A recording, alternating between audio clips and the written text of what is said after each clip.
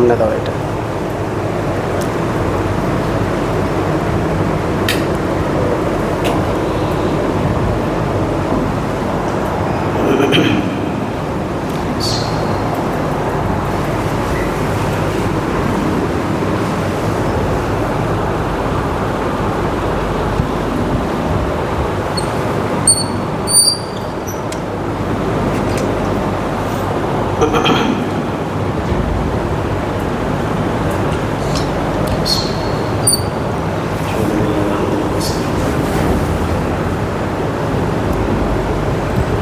السلام عليكم ورحمة الله.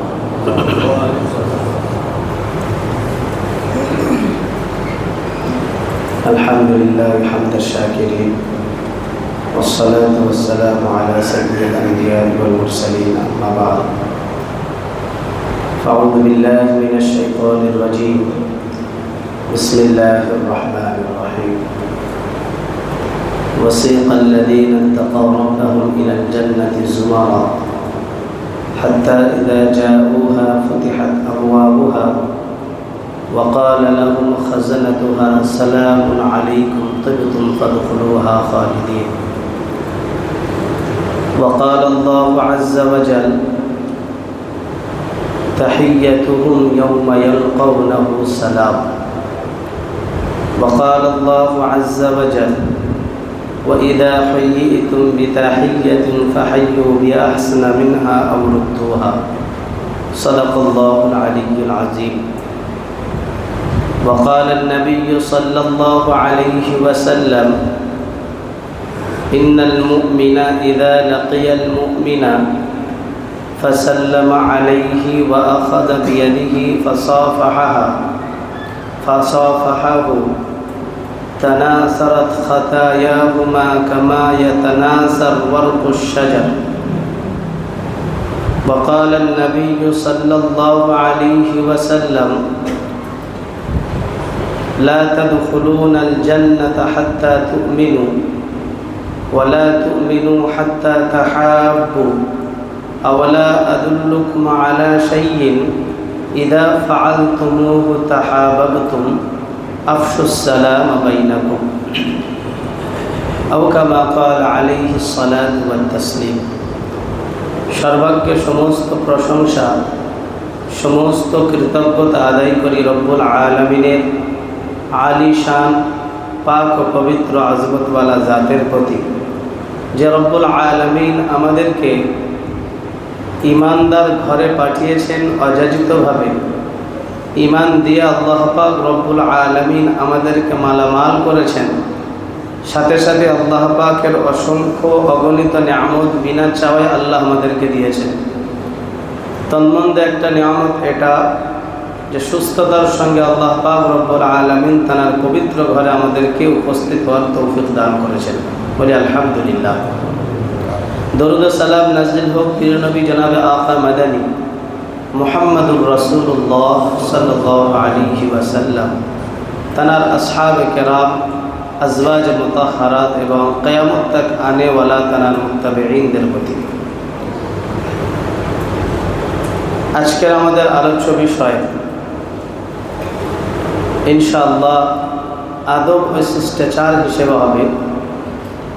যেমন ইসলাম ধর্ম আল্লাহ পাকের মনোনীত ধর্ম, ঠিক এই রকম এর বিধি বিধানগুলো আল্লাহ পাকের মনোনীত এবং আল্লাহ পাকের নির্বাচিত। সুতরাং রব্বুল আলামিন বললেন ইন্নাদ-দীনা ইনদাল্লাহিল ইসলাম, আল্লাহ পাকের কাছে একমাত্র মনোনীত ধর্ম হলো সেটা হলো ইসলাম। অন্যত্রে আল্লাহ পাক বলেন ওমান ইয়াবতাগি গায়রাল ইসলামি দীনা ফালান ইউকবালা মিনহু, যদি কেউ ইসলামের নীতি আদর্শ ছাড়া, ইসলামের যে নিয়ম শৃঙ্খলা রয়েছে সেটা ছাড়া বা ইসলাম ছাড়া অন্য কোনো মত পথ পন্থা অবলম্বন করে, ফালান ইউকবালা মিনহু, চাই সে যত আমল যতই ভালো হোক না কেন, যতই নেক আমল হোক না কেন, সেটা গ্রহণ করা হবে না। কোনো মানুষের জান্নাতের ফয়সালা হওয়ার জন্য তার জন্যে ঈমান হলো অপরিহার্য, জরুরি। কোনো একটা মানুষের যদি ঈমান না থাকে, সে যতই নেক কাজ করুক না কেন, এই নেক কাজের বদলা দুনিয়াতে আল্লাহ দিয়ে দেন। কোনো একজন মুসলমান রাস্তা থেকে একটা কাঁটা সরিয়ে ফেলে দিল, তার আমলনামায় সদকার সওয়াব লেখা হবে। কোনো একটা মুসলমান ভাইয়ের বিপদে গিয়ে শুধু পাশে দাঁড়িয়ে জিজ্ঞাসা করলো যে ভাই কি সমস্যা হয়েছে, একটু যদি কোনো উপকার আমার দ্বারা হয় বলো, তার দিলটা যে খুশি হলো, আল্লাহ পাকে এই বান্দার গুনাহ মাফ করে দিল। কোনো একটা গরিব মিসকিনকে একটা টাকা দান করলো, আল্লাহকে রাজি করার উদ্দেশ্যে, আল্লাহ পাক জান্নাতে তার জন্য ব্যবস্থা করে দিল। নিজের বিবি এবং বাচ্চার মুখে লোকমা তুলে দিল, যেটা আল্লাহর বিধান, তাদেরকে দেখতে হবে, তাদের হক রয়েছে, প্রত্যেকটা লোকমা আল্লাহ সদকার সওয়াব দেবেন। সকালবেলা ঘুম থেকে উঠে আব্বাজি আম্মাজির কাছে গিয়ে আদবের সঙ্গে জিজ্ঞাসা করছে যে আব্বাজি আম্মাজি আপনাদের কি খাওয়ার ইচ্ছা হচ্ছে, একটু তাদের মনটা খুশি করালো। আল্লাহ রাব্বুল আলামিনের তরফ থেকে ওই বান্দার জন্যে একটা মকবুল হজের সওয়াব লিখে দেওয়া হলো, শুধু বাবা মাকে খুশি করার জন্য। এটা কখন হবে? যখন ঈমান থাকবে। আর যখন ঈমান থাকবে না, দেখুন ঈমানওয়ালা ছাড়া গায়ের মুসলিম বা গায়ের ইসলামকে যারা ফলো করে তারা ছাড়া অন্য মানুষ যে ভালো কাজ করে না, এটা না। সব ধর্মে ভালো কাজ রয়েছে, সব ধর্মে মানুষকে সহানুভূতি করা, সহযোগিতা করা, বিবি বাচ্চার মুখে খাবার তুলে দেওয়া, মানুষকে উপকার করে, এটা শুধু মুসলমান করে? হ্যাঁ, তারা বিবি বাচ্চাদের খাওয়ায় না, তারা ব্যবসা বাণিজ্য করে না? একজন ঈমানওয়ালা ব্যবসা বাণিজ্য করবে, হালাল পন্থায় ব্যবসা করবে। আল্লাহ রসুল বলছেন আত-তাজিরুল আমিন মা'আন নাবিয়্যিন ওয়াস সিদ্দীকিন। যদি আমানতদারিতার সঙ্গে আর সততার সঙ্গে ব্যবসা করে, মিথ্যার আশ্রয় না নেয়, ধোঁকা যদি না থাকে, মানুষের উপরে জুলুম অত্যাচার না থাকে, মানুষের হক নষ্ট না থাকে, সঠিকভাবে যদি ব্যবসা করতে পারে, তার জন্য রসুল বললেন কিয়ামতের দিন নবীদের দলে দাঁড়াবে সে। সুবহানাল্লাহ। ব্যবসা বাণিজ্য গায়ের মুসলিমও তো করে, কিন্তু তাদের জন্য এই সুসংবাদ নেই। ভালো কাজ করার কারণে দুনিয়াতে তাদের বদলা দিয়ে দেওয়া হয়। কি বদলা? মানুষ বলে যে অমুক ব্যক্তিটা খুব ভালো, ও আমার এই উপকার করেছে, তার একটা নাম ছড়ায়, যশ খ্যাতি হয়, ওই পর্যন্ত শেষ। আখিরাতে গিয়ে কোনো হিস্সা পাবে না। আখিরাতে একমাত্র হিস্সা রয়েছে ঈমানদারদের জন্য। এই জন্য আল্লাহ বললেন মান কানা ইউরিদু হারসাল আখিরাতি নাজিদ লাহু ফি হারসি ওয়া মান কানা ইউরিদু হারসাদ দুনিয়া নুতি মিনহু মা লাহু ফিল আখিরাতি মিন নাসিব। যদি কেউ আখিরাতের উদ্দেশ্যে মেহনত করে, তাহলে তার আখিরাতের এই মেহনতের ফল আমি বাড়াতে থাকি, নিয়ামত বাড়িয়ে দিই। ওয়া মান কানা হারসাদ দুনিয়া, কেউ যদি দুনিয়াবি লাভের উদ্দেশ্যে খ্যাতি করে বলতে ব্যবসা বাণিজ্য সমস্ত কিছু দুনিয়াবির জন্য করে, আখিরাতের কোনো উদ্দেশ্য থাকে না। নিজে খাবো, নিজে পরবো, নিজে চলবো, নিজেই সব করবো, কাউকে দেবো না, কিছু করবো না, কোনো নিয়ম মানবো না, নিজের ইচ্ছা মতো চলবো। যদি এমন হয়, আল্লাহ পাক বললেন ওয়া মা লাহু ফিল আখিরাতি মিন নাসিব। দুনিয়াতে বড় লোক হবে, ধনী লোক হবে, সব হবে, কিন্তু আখিরাতে কোনো হিস্সা পাওয়া যাবে না। তো কোরআনে কারীমের যে আয়াত আমি তেলাওয়াত করলাম, ওই পরিপ্রেক্ষিতে এই পর্যন্ত কথা আসলো। বুঝলাম ঈমান হলো শর্ত জান্নাতে যাওয়ার জন্য। আর রিওয়ায়াতের মধ্যে, হাদিসের মধ্যে আল্লাহ রাসূল সাল্লাল্লাহু আলাইহি ওয়াসাল্লাম পরিষ্কার ঘোষণা করেছেন ঈমান ছাড়া জান্নাতে যেতে পারবে না।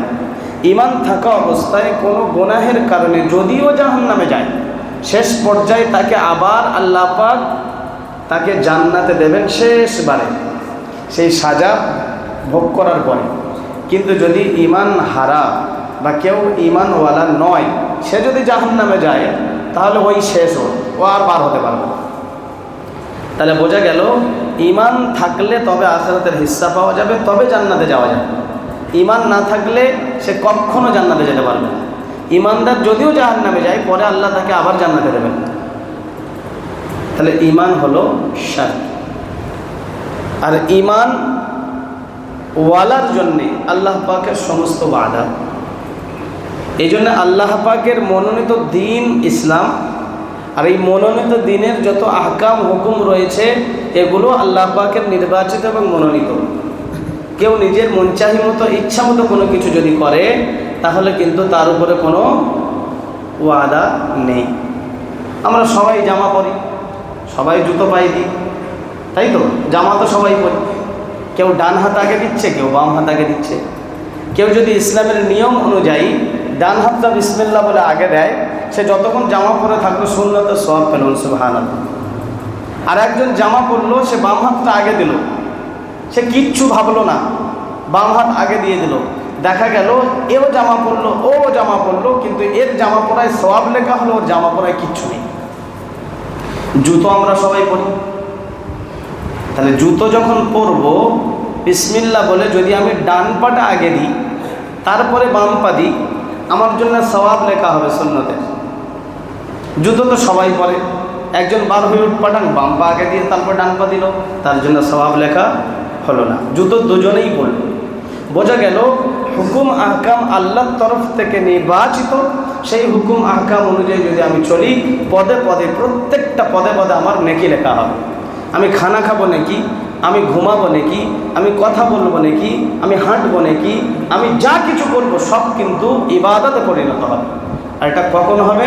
যখন রাসূলের তরিকা অনুযায়ী হবে।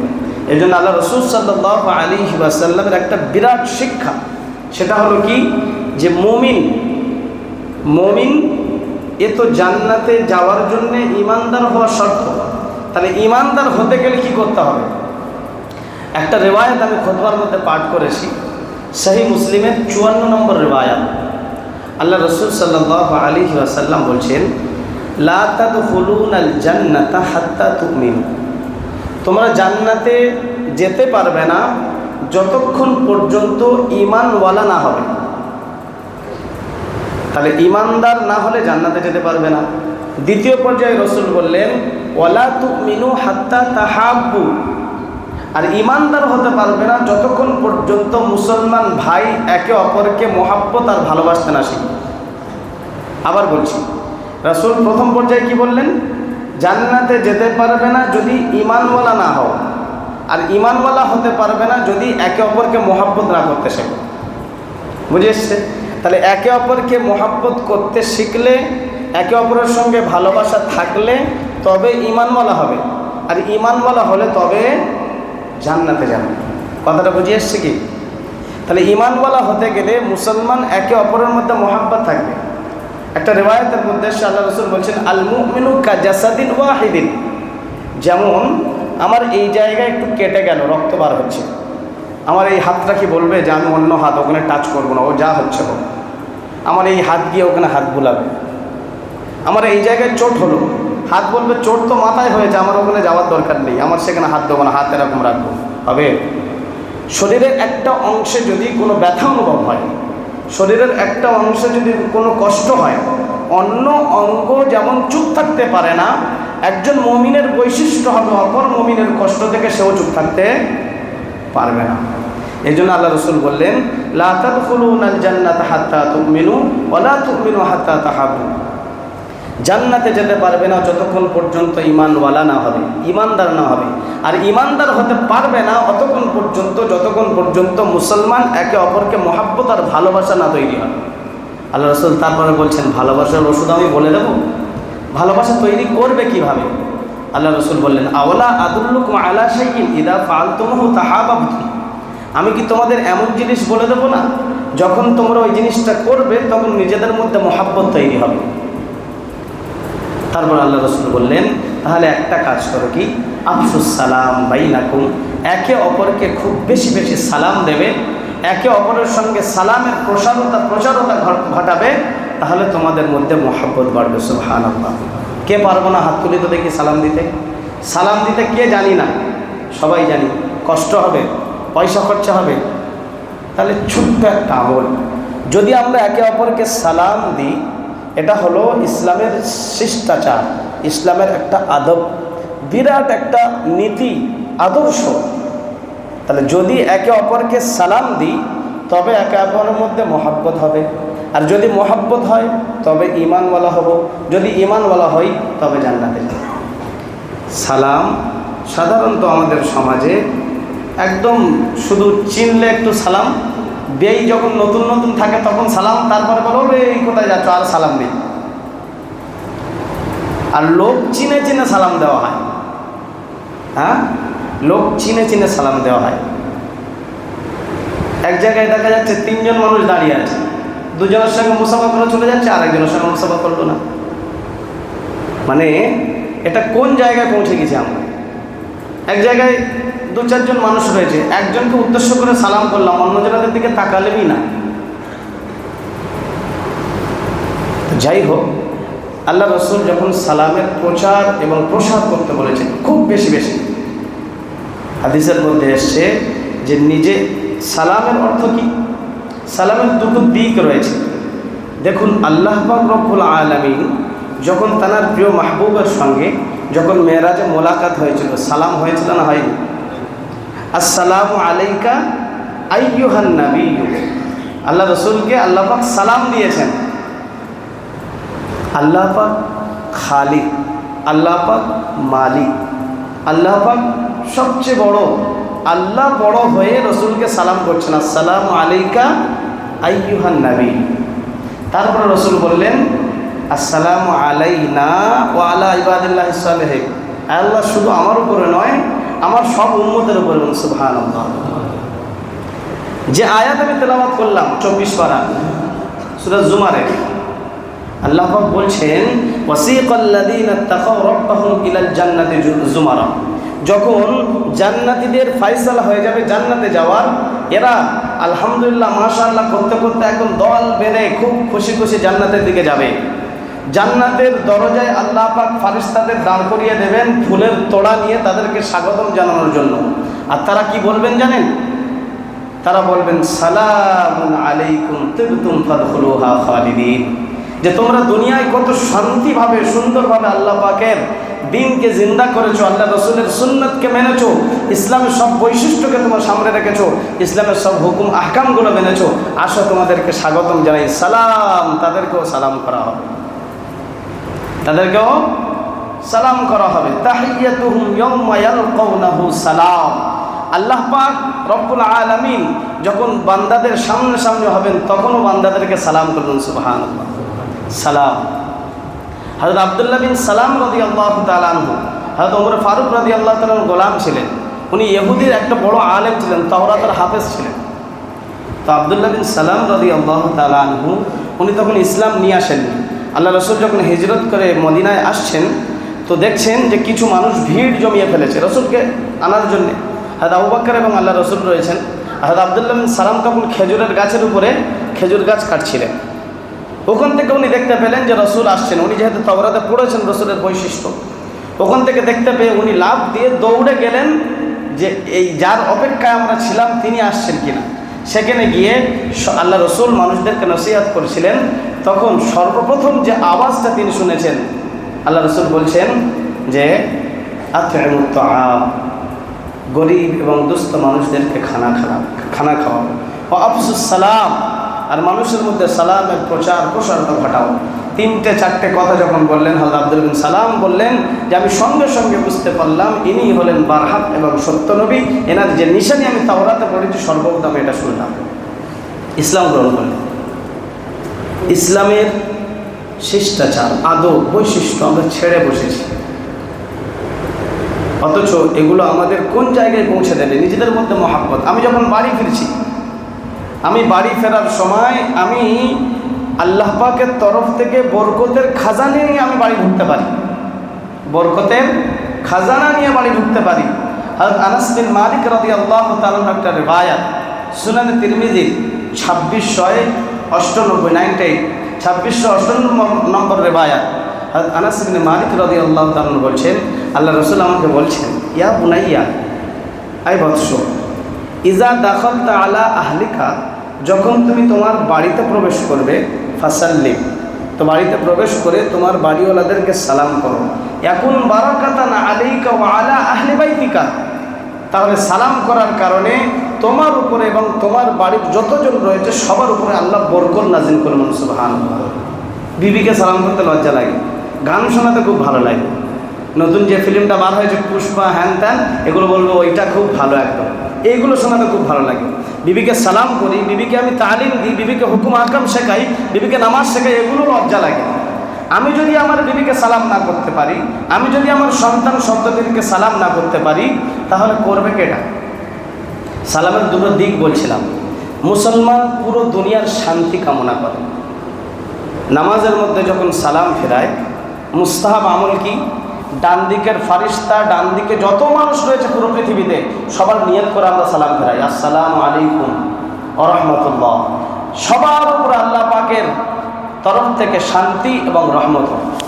বাম দিকে যখন সালাম ফেরাই, এই কাঁধ থেকে নিয়ে পুরো দুনিয়ার শেষ প্রান্ত পর্যন্ত বাম দিকে যতজন মানুষ হয়েছে সবার জন্য আমরা শান্তি কামনা করি। কোনো ধর্মে এটা নেই। একজন মুসলমান অপর মুসলমানের সঙ্গে যখন দেখা হয়, সর্বপ্রথম দুটো জিনিসের সংবাদ তাকে দেয়। যখন দেখা হলো তখন বলো আসসালামু আলাইকুম। তার মানে কি? যে আমি দেখার সঙ্গে সঙ্গে আমি তোমার ভালো জিনিস কামনা করলাম, যে আল্লাহ পাকের তরফ থেকে তোমার উপরে শান্তি নাজিল হোক। নাম্বার 1। নাম্বার 2 দিক হলো কি, যে যখন আমি তোমার জন্য শান্তি কামনা করছি, তার মানে আমার দিক থেকে কোনো খারাপই তোমাকে পৌঁছাবে না, তুমি মাহফুজ হয়ে গেলে, মামুন হয়ে গেলে। দুটো জিনিসের শিক্ষা এই সালামের মধ্যে পাওয়া যায়। এই জন্য সালাম ছোটোখাটো জিনিস নয়। সালাম না দিলে মহাব্বত বাড়ে না, মহাব্বত না বাড়লে ইমানদার হয় না, ইমানদার না হলে জান্নাতে যায় না। পরিষ্কার রেওয়ায়াত, সহিহ মুসলিমের রেওয়ায়াত। সহিহ বুখারীর একটা রেওয়ায়াতের মধ্যে এসে হযরত আব্দুল্লাহ ইবনে উমর রাদিয়াল্লাহু তাআলা আনহুমা, সহিহ বুখারীর 12 নম্বর রেওয়ায়াত, ঈমানের অধ্যায়ে ইমাম বুখারী নিয়ে এসেছেন। সহিহ মুসলিমেও এসেছে 39 নম্বর রেওয়ায়াত হিসেবে, এই একই রেওয়ায়াত। হযরত আব্দুল্লাহ ইবনে উমর রাদিয়াল্লাহু তাআলা আনহু তিনি বলছেন, যা রাজুলুন ইলান নবী সাল্লাল্লাহু আলাইহি ওয়াসাল্লাম ওয়া সাআলা, একজন ব্যক্তি রাসূলের কাছে আসলেন। আসার পরে আল্লাহ রাসূলকে জিজ্ঞাসা করলেন, কি আইয়ুল ইসলামি খায়র? আল্লাহ রাসূল, ইসলামের মধ্যে সবচেয়ে উত্তম আমল কি? ইসলামের মধ্যে উত্তম আমল কি? আল্লাহ রাসূল দুটো জিনিস বললেন, তুতঈমুত তাআম, গরিব দুস্থ যারা তাদেরকে তোমরা খাবারের ব্যবস্থা করো। নাম্বার 2, ওয়া তাকরাউস সালাম, আর সালাম দাও মানুষকে। কাদেরকে? আলা মান আরাফতা ওয়া মান লাম তা'রিফ, যাকে তুমি চেনো আর যাকে না চেনো উভয়কেই সালাম দাও। যদি তোমার বুঝে আসে এটা মুসলমান, তাহলে উভয়কেই সালাম দাও। সালাম নিতে গেলে মুসলমানের চিহ্ন থাকতে হবে তো নাকি? সালাম মানে কি? আল্লাহর তরফ থেকে শান্তি কামনার দোয়া নেওয়া। তাহলে প্রত্যেকের থেকে সালাম নিতে গেলে প্রত্যেকেই যেন আমাকে চেনে যে আমি মুসলমান, এরকম হতে হবে। তো কি করে চিনবে? যদি আমার সব একদম ছাঁটাই থাকে, বুঝতে পারবে কি কে মুসলমান? তার মানে কি? আমার চেহারাটা ইসলামের নীতি আদর্শ অনুযায়ী বানাতে হবে। বানাবো ইনশাআল্লাহ। নিশ্চয়ই আমরা বুঝতে পেরেছি, সবাই তো চালাক মানুষ, খুলে আর বললাম না। তাহলে আমাকে লোক দেখে যেন চিনতে পারে যে আমি মুসলমান, এমন বানাবো, তবেই তো সব মানুষ আমার জন্য শান্তি কামনা করবে। নইলে চিনতে পারবে না, সালাম দেবে না। সালামের অর্থ হলো, কার দোয়া কখন কবুল হবে আল্লাহকে জানে, আল্লাহই জানে। তো 10 জন মানুষ যদি আমার জন্য শান্তি কামনা করে, একজনের দোয়া তো কবুল হতে পারে। তাহলে আমি আমার পেহচান বানাবো তো ইনশাআল্লাহ। আল্লাহ সকলকে কবুল করুন। আমাদের চেহারাকে আল্লাহ পাক ইসলামিক চেহারা বানিয়ে দিই, বলে আল্লাহুম্মা আমিন। বানাবো ইনশাআল্লাহ। তো যে কথা বলছিলাম, আল্লাহ রাসূল সাল্লাল্লাহু আলাইহি ওয়াসাল্লাম বললেন, উত্তম আমল হলো সালাম দেওয়া। ঠিক এই রকম একটা রিওয়ায়াতের মধ্যে এসেছে, প্রিয় নবী সাল্লাল্লাহু আলাইহি ওয়াসাল্লাম আছেন সাহাবাদের সামনে। যা রাজুলুন ইলান নবী সাল্লাল্লাহু আলাইহি ওয়াসাল্লাম, একজন ব্যক্তি আল্লাহ রাসূল সাল্লাল্লাহু আলাইহি ওয়াসাল্লামকে গেলেন। হযরত ইমরান ইবনে হুসাইন রাদিয়াল্লাহু আনহু রিওয়ায়াত, যে একজন ব্যক্তি আসলেন, আসার পরে ফাসাল্লামা, কিভাবে সালাম করলেন? আসসালামু আলাইকুম। আসসালামু আলাইকুম যখন ইমাম তাবারী রাহমাতুল্লাহ আলাইহি ওয়া ইযা হুয়্যিতুম বিতাহিয়্যাতিন, এই আয়াতের তাফসীরে এই রিওয়ায়াতটাও নিয়ে এসেছেন। আল্লাহ রাসূলের কাছে এসে প্রথম সালাম করলেন, আসসালামু আলাইকুম, সালাম দিলেন। দেওয়ার পরে ফারাদ্দা আলাইহি, রাসূল জবাব দিলেন, ওয়া আলাইকুমুস সালাম ওয়া রাহমাতুল্লাহ। জবাব দেওয়ার পরে ফাজালাসা, সেই ব্যক্তিটা বসে গেলেন। যাওয়ার পরে রাসূল বললেন, 10। পরে আরেকজন ব্যক্তি আসলেন, আসার পরে সে সালাম করলেন কিভাবে? আসসালামু আলাইকুম ওয়া রাহমাতুল্লাহ, একটা শব্দ বাড়ালেন। রাসূল উত্তর দিলেন, ফারাদ্দা আলাইহি, রাসূল উত্তর দিলেন, ওয়া আলাইকুমুস সালাম ওয়া রাহমাতুল্লাহ ওয়া বারাকাতুহু। আল্লাহ রাসূল বললেন, 20। তৃতীয় একজন ব্যক্তি আসলেন, আসার পরে সে সালাম দিচ্ছে, আসসালামু আলাইকুম ওয়া রাহমাতুল্লাহ ওয়া বারাকাতুহু। তখন রাসূল বললেন ওয়া আলাইকুম। হাদিসের মফহুম বলছি। তখন মানুষটা বলল যে আল্লাহ রাসূল, যে সালাম দিল আসসালামু আলাইকুম এতটুকু, তারা আপনি ওয়া রাহমাতুল্লাহ বাড়ালেন, যে ওয়া রাহমাতুল্লাহ পর্যন্ত বললেন তা আপনি ওয়া বারাকাতুহু বাড়ালেন, আর আমি পুরোটা বললাম, আমার তো ছোট জবাব ওয়া আলাইকুম। আল্লাহ রাসূল মাজাকের মধ্যে বলেছেন যে তুমি জবাব দেওয়ার গুঞ্জাইশই তো রাখুন, এত বড় সালাম দিয়ে দিয়েছে যে জবাব ওর পরে নেই, আমি ওই জন্য বললাম ওয়া আলাইকুম, মানে তুমি যা বলেছো আল্লাহ তোমার উপরে সেটাই দিক। তো বোঝা গেল সালামের এই যে তিনটে স্টেজ রয়েছে। কেউ যদি বলে আসসালামু আলাইকুম, তার জবাব উত্তম পন্থায় দেওয়া, কারণ ওই কোরআনের আয়াত ইদা হুইয়িতুম বিতাহিয়াতিন ফাহাইয়ু বিআহসানা মিনহা আও রুদ্দুহা। কেউ যদি তোমার জন্য দোয়া দেয়, সালাম দেয়, তাহলে তুমি তার থেকে উত্তম পন্থায় তাকে দাও। ওয়া বারাকাতুহু পর্যন্ত কিন্তু শেষ, এরপরে আর নেই। তাহলে কেউ যদি শুধু বলে আসসালামু আলাইকুম, তার জবাব ওয়ালাইকুম আসসালাম 10টা নাকি, ওয়া রাহমাতুল্লাহ বললে আরও 10টা নাকি, ওয়া বারাকাতুহু বললে আরও 30টা নাকি। তো আল্লাহ রাসূল সাল্লাল্লাহু আলাইহি ওয়াসাল্লাম বললেন যে ওয়া বারাকাতুহু পর্যন্ত এটা 30টা নাকি। তার মানে কি, যে আমি যদি সালাম দিই আমি 30টা নাকি পাবো ইনশাআল্লাহ। সালাম দেওয়ার রেওয়াজ সাহাবাদের মধ্যে এরকম ছিল, একটা গাছের আড়াল যদি হতো, ঘুরে এসে আবার তাকে সালাম দিত। অসুবিধা কী আছে? সালাম দেওয়ার জন্য আমি 30টা নেকিও পাচ্ছি, প্লাস সে যখন আমার উপরে দোয়া দিচ্ছে, আমি যখন তার উপরে দোয়া দিচ্ছি, আল্লাহ দোয়া কবুল করে নেব। হযরত আব্দুল্লাহ বিন ওমর রাদিয়াল্লাহু তাআলা আনহু বাজারে বার হতেন, আর বাজারে যেতেন কোনো কিছু কেনাকাটি করতে নয়, বাজারে বহু মানুষকে দেখতে পাবে, বহু মানুষকে সালাম দিতে পারবে, এই উদ্দেশ্যে বাজারে বার হতেন। আমরা চিন্তা ভাবনা করি, আরে আমি তো বড়, আমি ওকে সালাম করব, ও আমাকে সালাম করলো না, ও আগে আমাকে সালাম করলো না, এটা ভাবি। কিন্তু আবু দাউদের একটা রিওয়ায়াতের উদ্দেশ্যে আল্লাহ রাসূল বলছেন যে মাইয়াবদাউ বিসসালাম আওলান নাস, কোনো ব্যক্তি যদি আগে সালাম করে সে মানুষের মধ্যে সব থেকে উত্তম। দুজন ব্যক্তি সালাম পরিবেশন করা হলো, একে অপরকে অভিবাদন জানানো হলো, দুজনের মধ্যে আল্লাহর কাছে সবচেয়ে পছন্দনীয় কে? যে আগে সালাম করে। সালাম যদি দেওয়া হয় মানুষের মধ্যে মহাব্বত তৈরি হয়, সালাম দিলে অহংকার দূর হয়। দুই ব্যক্তির মধ্যে মনোমালিন্য রয়েছে, তারা যদি যখনই দেখা হবে তখন যদি সালাম করে, দেখবেন একটা দুটো দিন পরে দুজনের মধ্যে মহাব্বত তৈরি হয়ে গেছে। রসুলের কথা এটা চিরসত্য। আমার বিবিকে যদি আমি দিনে 10 বার সালাম দিই, ঝগড়া কোথায় হবে? আর সারাদিন আমি এদিকে মুখ বাঁকিয়ে থাকি, ওদিকে থাকে, রাত 10টার সময় ঘরে এসে বা ঝগড়া ঝামেলা শুরু। সারাদিন ইসলামের নীতি আদর্শ আমাদের মধ্যে নেই। দামি দামি মেকআপ কিনে দিচ্ছি, বাইরে যাওয়ার সময় খুব ভালো করে মেকআপ করছে। আমি একবারও বলি না যে মেকআপ করে বাইরে গিয়ে মানুষকে দেখানো এটা হারাম, তুমি মেকআপ করে যদি আমাকে দেখেও যত মেকআপ করবে তত স্বভাব পাবে, এটা আমি বলি না। শেখাবে কারা? আমার বিবিকে কে এসে শেখাবে? আমাদেরই তো শেখাতে হবে। আমাদের তো বাড়িতে তালিম জরুরি আছে না নেই? আল্লাহ পাক সকলকে বোঝার তৌফিক দান করুন। তো সালাম এত বড় ফজিলতপূর্ণ একটা আমল। আমরা যাকে দেখবো মুসলমান, একে অপরকে দেখা মাত্রই আমাদেরকে সালাম করা জরুরি। শুধু সালাম নয়, 3টে বিষয়। একটা আছে মুআনাকা। মুআনাকার অর্থ হলো গলার সঙ্গে গলা মিলানো। আমরা কি করি? বুকে বুকে শুধু মিলিয়ে নিলাম, ব্যাস শেষ। কেউ যদি আমার মধ্যে এরকম বড় গোডাউন থাকে, তার তো আবার ভুঁড়ি ভুঁড়ি মিলে যাবে, বুকে বুকে গলায় গলায় মিলবে না। মুআনাকা সুন্নাত। মুআনাকা কি? গলায় গলায়, মানে এমনভাবে মিলতে হবে যাতে এই জায়গায় কাঁধ দিলে গলায় গলায় একটু টাচ হয়, এটা মুআনাকা, এটাও সুন্নাত। মুসাফাহা, সময় কম, মুসাফা সম্পর্কে অনেক কথা ছিল।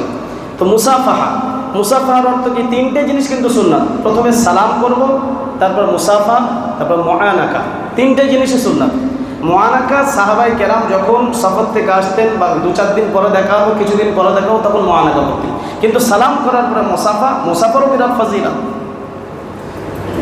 হযরতে হুযায়ফা রাদিয়াল্লাহু তাআলা আনহু তিনি বর্ণনা করছেন যে আল্লাহ রাসূল সাল্লাল্লাহু আলাইহি ওয়াসাল্লাম বলেছেন, যখন কোনো মুমিন, ইন্নাল মুমিনা ইযা লাকিয়াল মুমিন, একজন মুমিন যখন অপর মুমিনের সঙ্গে দেখা হয়, দেখা হওয়ার পরে ফাসাল্লামা আলাইহি ওয়া আখাযা বিয়াদিহি ফাসাফাহাহু, দেখা হওয়ার পরে সে তাকে সালাম করলো, করার পরে তার হাত ধরে তার সঙ্গে মুসাফা করলো। ফায়দা কি? রাসূল বললেন, তানাসারাত খাতায়াহুমা কামা ইয়াতানাসার ওয়ারকুশ শাজার, যেমন গাছের পাতা শুকিয়ে খড়খড় হয়ে গেলে ঝাড়া দেওয়ার পরে সমস্ত পাতা ঝরে পড়ে যায়, ঠিক এই রকম ওই দুই ব্যক্তির গুনাহ আল্লাহ পাক রব্বুল আলামিন অমনভাবে ঝরিয়ে সাফ করে দেন। সুবহানাল্লাহ। কি করলাম? সালাম দিলাম, মুসাফা করলাম। সুনানে তিরমিজির 27 মানে 2727 নম্বর রিওয়ায়াত, আল্লাহ রাসূল সাল্লাল্লাহু আলাইহি ওয়াসাল্লাম বলছেন যে কোনো ব্যক্তি মামি মুসলিমাইনি ইয়ালতাকিয়ানি, দুজন মুসলমান একে অপরের সঙ্গে দেখা হলো, দেখা হওয়ার পরে ফায়াতাসাফাহানি, একে অপরের সঙ্গে মুসাফা করলো, আল্লাহ রাসূল বলছেন ইল্লা গুফিরা লাহুমা ক্বাবলা আন ইফতারিকা, তাদের দুটো হাত আলাদা হওয়ার আগে আগে আল্লাহ পাক রব্বুল আলামিন তাদের দুজনের গুনাহকে মাফ করলেন। সুবহানাল্লাহ। কত বড় ফজিলত! কিন্তু এগুলো আমরা এমনি মনে করে নিয়েছি। সালাম দিলাম না দিলাম, সালাম বেশি বেশি প্রচার করতে হবে।